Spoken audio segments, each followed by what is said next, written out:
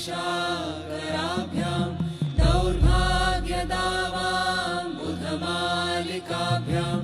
दूरीकृतानम्रविपत्ततेभ्यां नमो नमः श्रीगुरुपादुकाभ्यां नताययो श्रीपतितां समीयो कदाचिदप्याशुदरे द्रवर्या मूकाश्च वाचस्पतितां हिताभ्यां नमो नमः श्रीगुरुपादुकाभ्यां नालीकनिकाशपदारिताभ्यां नानाविमोहादिनिवारिकाभ्यां नमः जनाभीष्टतीव्रताभ्यां नमो नमः श्रीगुरुपादुकाभ्यां कृपालिमौली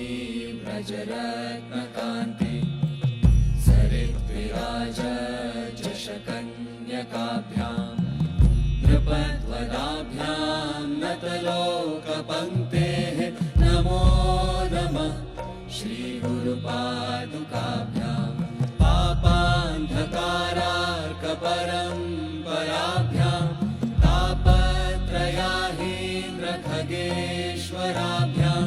जाड्याभिसंशोषणवाडवाभ्यां नमो नमः श्रीगुरुपादुकाभ्यां क्षमादिषट्कप्रदवैभवाभ्यां समाधिदानव्रतदीक्षिताभ्यां रमाधवाङ्घ्री स्थिरभक्तिदाभ्यां नमो नमः श्रीगुरुपादुकाभ्यां स्वाचापराणाम् अखिलेष्टदाभ्यां स्वाहा सहायक्षधुरन्धराभ्यां स्वान्ताच भावप्रदपूजनाभ्यां नमो नमः श्रीगुरुपादुकाभ्यां कामादिसर्पव्रजगारुडाभ्यां विवेकवैराग्यनिधिप्रदाभ्यां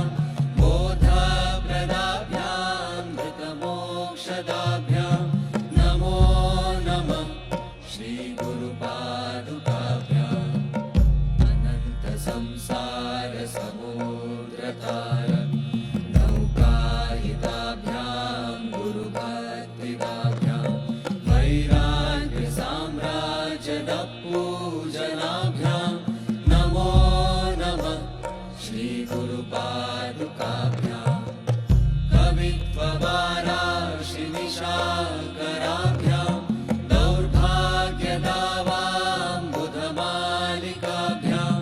दूरीकृतानम्रविपत्ततेभ्यां नमो नमः श्रीगुरुपादुकाभ्यां नताययो श्रीपतितां समीयो कदाचिदप्याशुदरे द्रवर्या मूकाश्च वाचस्पतितां हिताभ्यां नमो नमः श्रीगुरुपादुकाभ्यां नालीकनिकाशपदारिताभ्यां नानाविमोहादिनिवारिकाभ्यां नमः जनाभीष्टतीप्रदाभ्यां नमो नमः श्रीगुरुपादुकाभ्यां Anticipated aspects of Mahashivratri celebrations at Isha Yoga Center is the moment when Sadhguru consecrates millions of Rudraksh beads in the presence of Adi Yogi. These 5 million Rudraksh beads will be offered to Shiva devotees across India as part of the Rudraksha Diksha, and also to devotees around the world in select countries. Under Sadhguru's guidance since 2018, Isha has been offering Rudraksha Diksha to make Adi Yogi's grace available to all. Over 11 million Rudraksh have been offered to people from all walks of life, religion and creed. Rudraksh literally means the teardrops of Shiva. In Sadhguru's words, Rudraksha Diksha is an opportunity for people to soak in Shiva's tears of ecstasy. After the consecration process, these Rudraksha beads will reach towns and cities near you across India, where you can receive the Diksha. But do remember that given the volume of requests that we have already received, it may take some time for them to reach your city or town. You can also register to gift one Rudraksha Diksha to a family member or friend. We hope that you can make use of this offering for your well-being and that of your loved ones.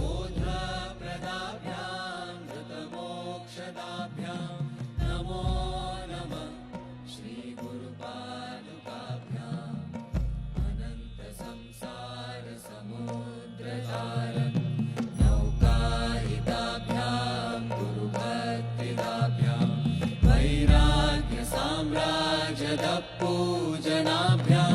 नमो नमः श्री गुरुपादुकाभ्यां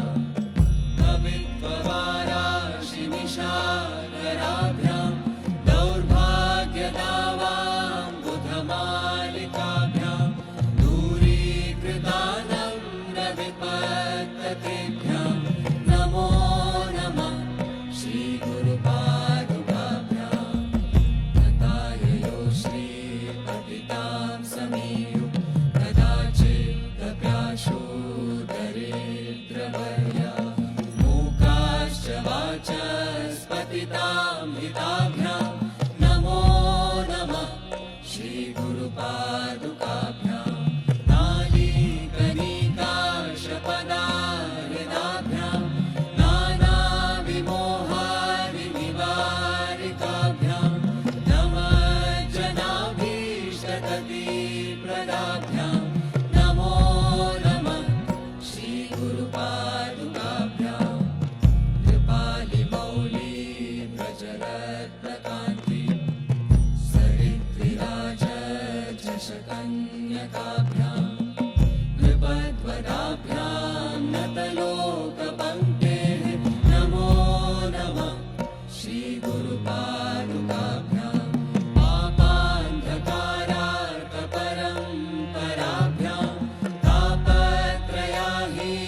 खगेश्वराभ्यां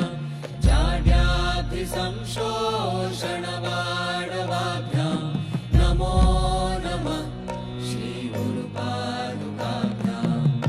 शमाधिषट्कप्रदवैभवाभ्यां समाधिदानव्रतदीक्षिताभ्यां प्रमाधवाङ्घ्रि स्थिरभक्तिदाभ्यां नमो नमः श्री गुरुपादुकाभ्यां स्वाक्षापराणाम् अखिलेष्टदाभ्यां स्वाहा सहायक्षधुरन्धराभ्यां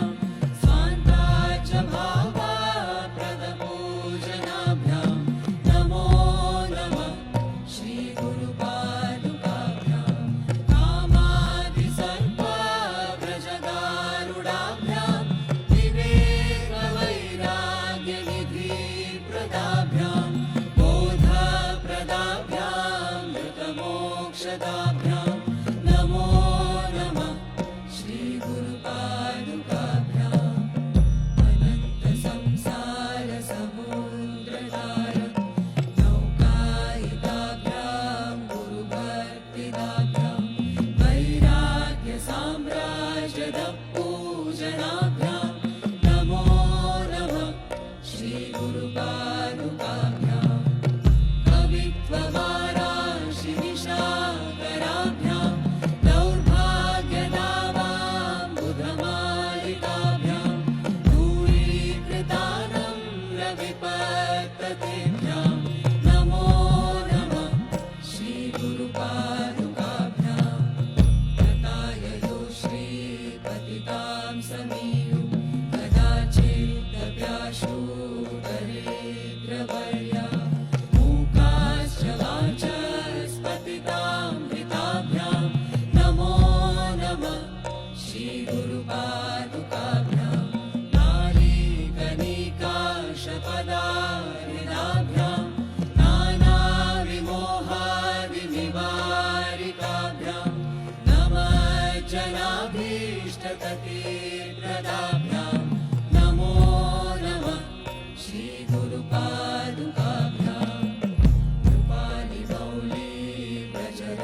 रत्नकान्ति